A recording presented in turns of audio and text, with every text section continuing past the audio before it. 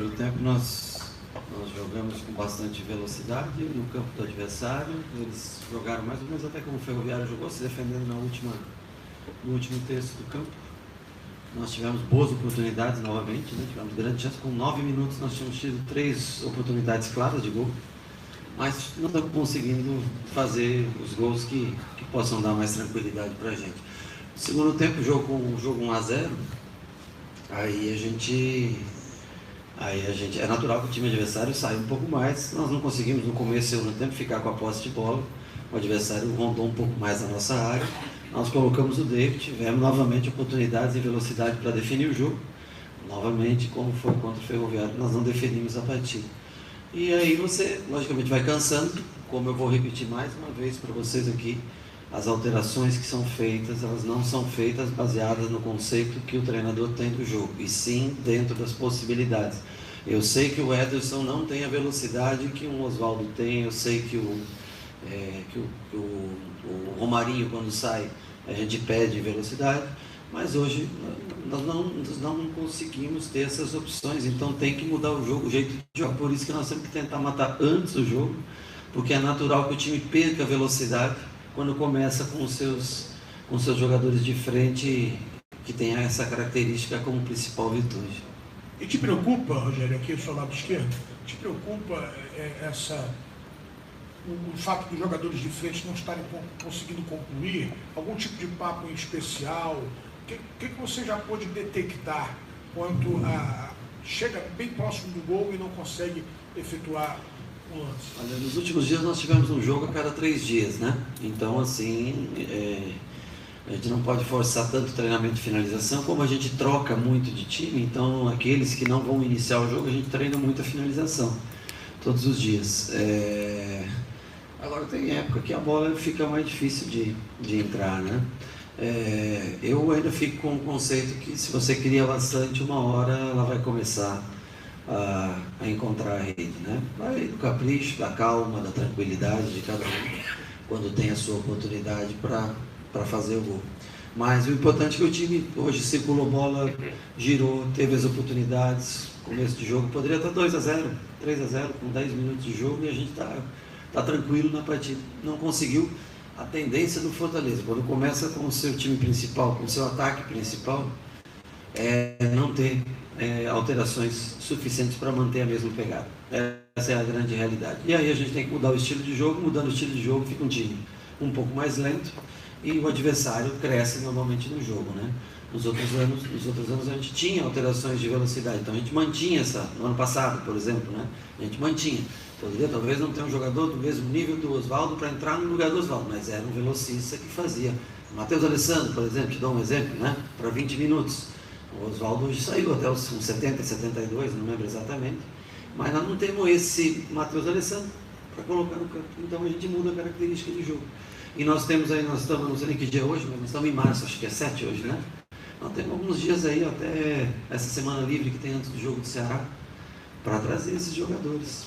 Nós estamos tentando trazer jogadores que possam dar continuidade nesse sistema de jogo, porque senão a gente tem que mudar a maneira de jogar. Mudando a maneira de jogar, a gente infelizmente cai de rendimento. Quando a gente começa com os velocistas no banco e se ajusta no jogo, equilibra o jogo durante 60 minutos, 55 minutos e põe os velocistas, normalmente a gente tem mais sucesso.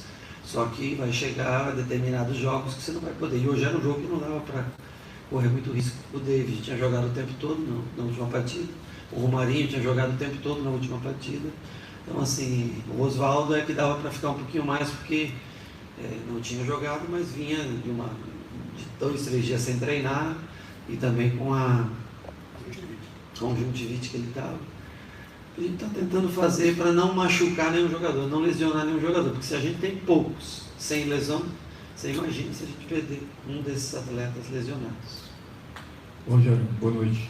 Fortaleza encaminhando sua classificação na Copa do Nordeste. Quarta-feira também pode fazer isso no Campeonato Cearense, né? Ou seja, falando da Copa do Nordeste, sim, os adversários venceram, Botafogo, Sport e a equipe do Bahia. Botafogo acho que está jogando, né? Estava ganhando 2-0 no primeiro tempo. 2-1, né? Então, o Fortaleza tem 2 jogos, Náutico e sim, CRB aqui na capital cearense. Não, América. Perdão, América. Sim. Fortaleza vai em busca aí, não só da classificação, mas também figurar ali nos 2 primeiros colocados, né? Que é importante, né, Rogério? Seria o ideal, né? Primeiro buscar a classificação, né? Garantir a classificação. E a gente sabe o quanto faz diferença você jogar uma partida decisiva de Copa do Nordeste em casa. No passado, quem acompanhou pôde ver, né, como é o peso da nossa torcida. Se você me dissesse que quer jogar com o Bahia aqui ou quer jogar com o Bahia em Salvador, eu vou dizer para você que eu quero jogar aqui, porque eu acho o time do Bahia muito bom. Eu já acho que é muito difícil vencê-los. Lá é mais difícil ainda. Agora, para isso, nós só temos 3 dias de recuperação de quarta para sábado, que o jogo é sábado contra o Náutico. E o Náutico briga por uma vaga na outra chave também, que é garantir a sua classificação. Então nós vamos fazer uma análise do que nós vamos poder fazer, porque nós precisamos vencer o jogo contra o Pacajus, certo? Mas nós não podemos também chegar contra o Náutico quebrado lá no jogo contra o Náutico, porque senão vai acontecer isso que você falou, você pode ter que decidir uma quarta de final fora de casa, e não seria o interessante, ou não seria o que a gente gostaria de fazer. Boa noite, Rogério. Boa noite. O jogo contra o Ferroviário, Sim. te deu um medo, e com a relação do jogo de hoje também contra o CSA? A mesma situação? O jogo do Ferroviário, ao contrário do que muitos de vocês pensam, me deixou muito tranquilo com relação à criação, né? Nós só não conseguimos fazer o gol contra o Ferroviário, porque foi... As pessoas vão dizer, eu falei até na entrevista, falei que tinha sido o melhor jogo do Fortaleza. Claro que não, o jogo contra o Independente, por exemplo, foi melhor do que o jogo do Ferroviário, porque foi no melhor campo, no melhor estádio, uma atmosfera totalmente diferente, né? Eu quis dizer o melhor jogo no sentido de número de chances criadas, é isso que eu quis dizer, porque no PV é impossível você fazer o melhor jogo da tua vida no PV, porque no teu gramado não oferece condições para isso. Você vem jogar aqui, já é uma outra atmosfera, né? É outra, você vê, isso aqui é futebol, de verdade, né? Você vem jogar no estádio como esse, é futebol de verdade, um gramado bom, bem cuidado, dá velocidade no jogo, os passes saem mais corretos, mesmo assim a gente errou bastante passe hoje ainda, né? Então, assim, o que me deu foi a tranquilidade que nós criamos, assim, 20 bolas entre linhas, entre lateral e zagueiro, para a chegada do Gabriel e para a chegada do Bruno naquele jogo. Se você fizer isso todas as vezes, não é possível que você vai sofrer derrotas seguidas nessa situação. Hoje, o primeiro tempo nosso foi muito bom nesse sentido, né? E o segundo também nos contra-ataques, nós tiramos o Hélito para colocar o David, porque a equipe do CSA estava vindo, e nós achamos as bolas. O David estava com a bola com o pé direito, poderia ter finalizado de direita, cortou para a esquerda, finalizou, o zagueiro deu um carrinho, tirou. Cariús foi finalizar, acho que pegou na sola da chuteira, uma bola cruzada, dentro da pequena área, finalizou. Quer dizer, o Oswaldo saiu cara a cara também, escapou, deu um toquinho a mais, né, na bola, escapou. Quer dizer, as oportunidades, elas estão sendo criadas. A função de um treinador é colocar o time o máximo de vezes próximo ao gol. E aí tem que ter calma, tranquilidade, qualidade, técnica, para você definir as partidas. Isso está faltando um pouquinho para a gente, mas mostra que o sistema de jogo é um sistema que ainda é eficiente. Rogério, queria que você falasse da estratégia do Felipe Alves, né, de jogar mais avançado, ajudar na saída de bola. Eu percebi que a todo momento você pedia para ele avançar, chegar até o meio de campo quando o time estava com a bola no ataque. Quais os benefícios de jogar dessa forma? É um jogador de linha a mais. O que muda no futebol brasileiro. São raros os goleiros que têm essa capacidade, frieza, qualidade para executar isso. Eu, quando jogava assim. Ele tem a mesma qualidade técnica do que eu com os pés, então ele pode fazer isso tranquilamente, dentro de uma razoabilidade, dentro, né, respeitando o jogo, as regras do jogo, correndo alguns determinados riscos, mas que faz parte. E você ganha um jogador a mais para você criar. Ele joga como se fosse um jogador de linha para mim. Eu o vejo como mais um jogador de linha. E ainda fez boas defesas, fez uma grande defesa no segundo tempo, ao menos, né? Ao menos uma grande defesa. Foi bem a hora que eu baixei para falar, só vi a segunda hora que bateu e então o peito foi para escanteio. Então, assim, é um goleiro moderno, é um jogador moderno, isso é modernidade no futebol, né? E você tem que correr risco para ganhar. Se você não correr risco, dificilmente você vai ganhar, né? Gente, nós não temos o elenco que o Flamengo tem, joga um time A, time B, bota 3 no Botafogo, bota 5, não sei quem, bota 3, não sei quem. Claro, os caras têm a qualidade, têm um sistema de jogo bem definido. Então, assim, a gente tem algumas dificuldades. por isso que nós temos que aproveitar as oportunidades, porque um time que não tenha um orçamento que tem esses grandes times do Brasil, quando aparece a oportunidade, você tem que fazer gol, tem que definir jogo. Se o jogo com 30 minutos puder estar definido, 2-0, 3-0, puxa, aí depois você, trabalha a bola, faz o adversário cansar, correr, vai, volta, recomeça o jogo. E o Felipe Alves se encaixa muito bem no meu modelo de jogo, é o goleiro que eu imagino para o meu sistema. Nós estamos preparando o Max, ele também tem muito dessa qualidade de jogo, é um menino que já tem 10 anos de Fortaleza e vai ter, eu acho que ele é um goleiro que está aprendendo muito com o Felipe nesse quesito e vai ajudar muito o Fortaleza. No meu sistema de jogo, o goleiro ele é fundamental, é o primeiro jogador de criação do time, é o goleiro. Boa noite, Rogério. Primeiro, complementando o que você falava sobre o Matheus Alessandro, sim, na Copa do Nordeste ano passado você tinha o Massinho, né? Sim, não. Que era jogador de extrema qualidade, né? Velocidade sim. Também. Mas não era sobre o Massinho que eu queria falar. E tinha o Edinho. Tinha o Edinho também, mas eu disse pelo lado esquerdo. Sim, né? pelo lado esquerdo. A troca era quase igual, né? Eu queria que você falasse sobre o Thiago Orobó. A gente soube que o Fortaleza estava negociando com esse jogador, o artilheiro do Brasil na temporada. O que você pode falar sobre esse jogador e o quanto ele agregaria também a sua equipe? Olha, eu vi alguns jogos do América porque tá fazendo a Copa do Nordeste, né? Junto com a gente, né? Na chave contrária da gente, é um adversário, né? Em breve, né? Daqui 2 finais de semana nós enfrentamos. Então é um jogador de boa altura, é um jogador que joga tanto de 9 quanto de lado, consegue fazer essas duas funções. Claro que não tem uma experiência em Série A, não tem, né? Mas assim como o Romarinho veio do Rio Grande do Norte, também não tinha, né?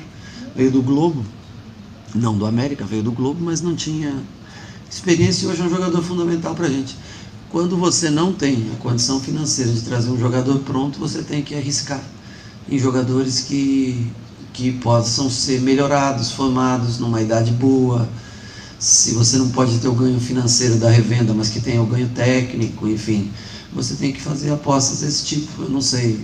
É um jogador que nós estamos observando, assim como nós estamos observando também o Kleber também, que é um jogador alto, né? O Orobó tem um melhor cabeceio, né?